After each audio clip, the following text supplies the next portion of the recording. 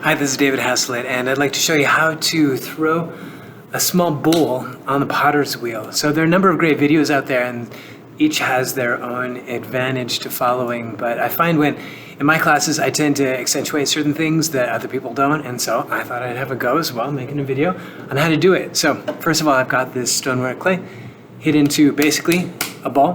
What I'm going to do first is the hardest thing, and that's centering. So to center it, I need to throw it in the middle of the wheel and make sure that when my hands are on it, I'm not rocking back and forth. And so my hand position, left hand like a wall, right hand like a ceiling.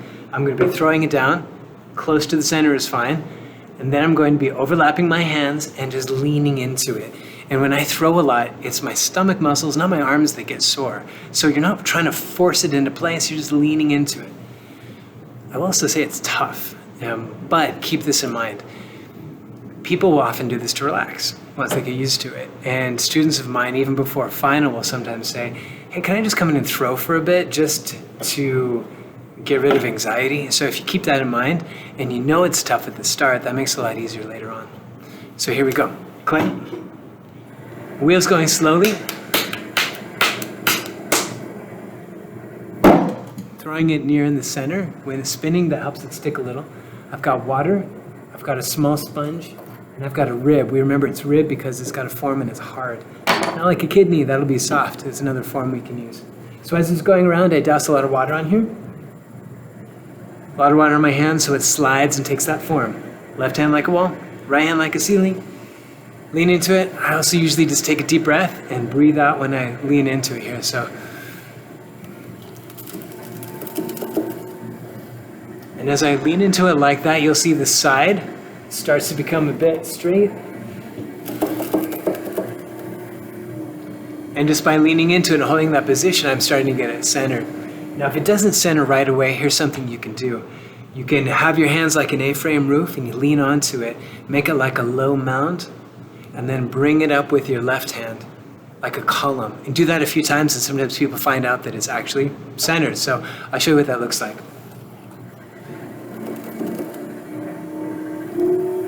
Making it into a lower mound. That was like A-frame roof, and now I'm going to go left hand wall, right hand ceiling.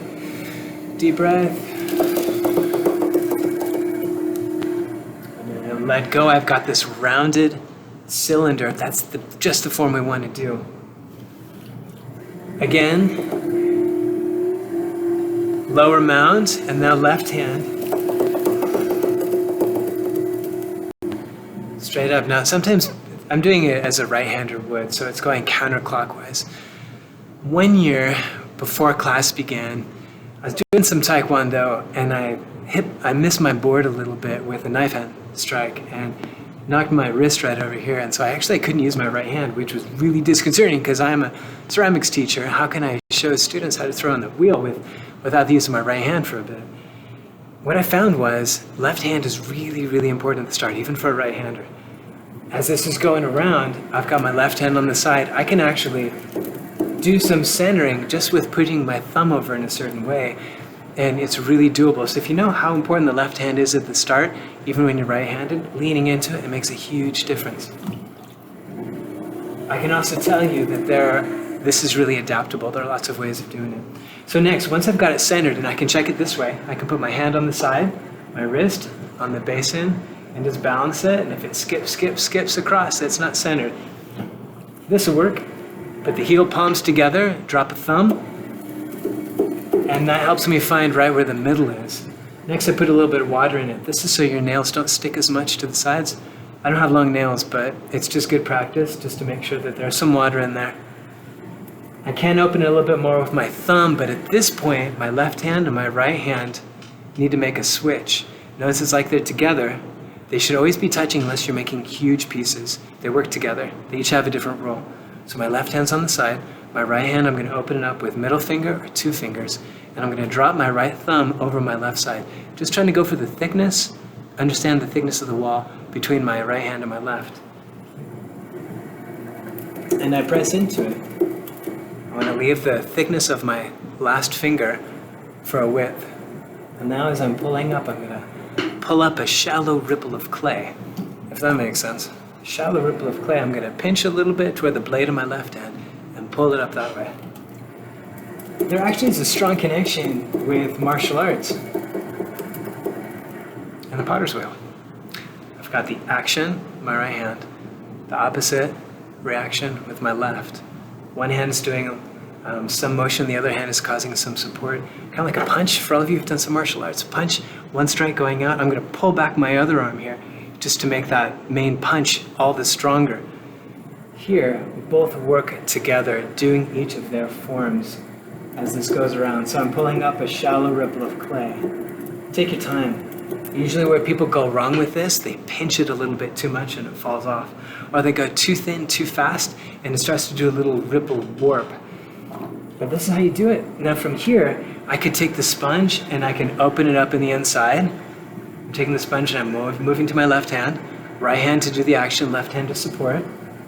Going slowly so I get rid of that little warble going around there. I can also use the sponge on the outside and bring up like this. Notice how my hands are working together. Each has its purpose, going slowly. I can also, and this is a quick demonstration, I can also use this rib. And that curve I can use to match the inside of this for the bowl. Right hand inside, left hand on the outside, but I have to connect them somehow so they help each other. Notice how I'm dropping my left hand over here. It's actually touching, so I can take that corner. The danger with ribs is sometimes people will accidentally they'll catch that corner right over here. They'll catch that corner on the far side, so you have to be really careful with that. Now, ways that people go wrong. If you don't have your hands connected, I might be doing something like this, and I might be telling it to do one thing with my right hand and another thing with my left. It's confusing. I'm telling it to do two different things on one rotation. It doesn't work. That's why you have one hand on the inside, one hand on the outside as you're working around here. So you can do a lot of things with this. If I wanted to make a deeper bowl, I'm going to make sure I thin it in the bottom a little bit more, make it wider from there. If I wanted to go high, I'm not going to open it up so wide because there's only so much you can go back and forth. But those are the basics. Again, centering is the hardest thing. It takes a little while to do. You just got to be really patient with it. And then opening it up, wait till it's centered. If you open it up too early, you're going to get one thick wall and one thin wall. And there's a lot of correction you have to make later. That's not satisfying. So go for it centered first, even if it takes a while, and then we go from there.